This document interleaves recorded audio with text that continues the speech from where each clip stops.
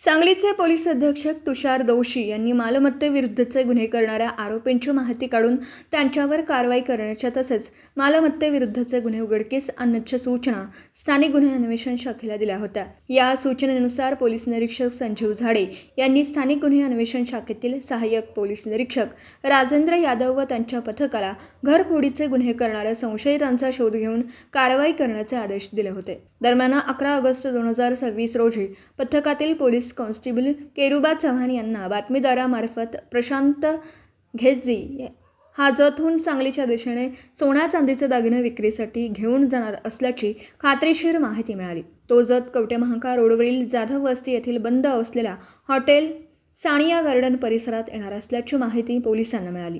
मिळालेल्या माहितीनुसार पोलिसांनी सदर परिसरात निगराणी ठेवली असता एक संशयित इसम तेथे थांबलेला दिसून आला। त्याच्यावर संशय आल्याने सहाय्यक पोलीस निरीक्षक राजेंद्र यादव व त्यांच्या पथकाने त्याला ताब्यात घेतला। चौकशी केली असता त्याने आपलं नाव प्रशांत चिन्नप्पा घेजी वय वर्ष 30 राहणार डोणीपीर बस्ती बिळूर तालुका जत असं सांगितलं। पंचासमक्ष त्याच्या अंगझडती घेतली असता त्याच्या पॅन्टच्या खिशात सोन्याची चैन, झुमके, पट्टी, अंगठी, गंठण तसेच इतर सोन्याचे दागिने आणि चांदीची अंगठी असा मुद्देमाल आढळून आला। या दागिन्यांबाबत विचारणा केली असता त्याने सुरुवातीला उडवाउडवीची उत्तरं दिली। मात्र पोलिसांनी विश्वासात घेऊन चौकशी केल्यानंतर त्याने सदर दागिने चोरी केल्याची कबुली दिली। प्रशांत घेजी याने दिलेल्या माहितीनुसार 23 जुलै 2026 रोजी सकाळी 10 वाजल्यानंतर तो आपल्या चुलत्याच्या रावसाहेब बाबू घेजी यांच्या बिळूर येथील घरी कोणी नसल्याची संधी साधून घरात प्रवेश केला।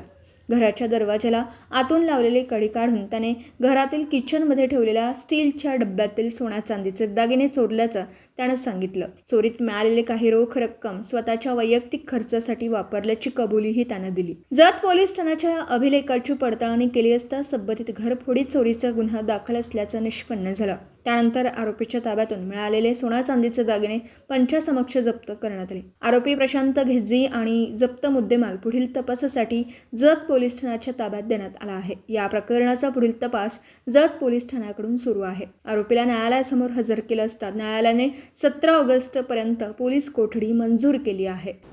दिवसभरातील घडामोडींचा आढावा घेण्यासाठी पाहत रहा N24 मराठी न्यूज चॅनल।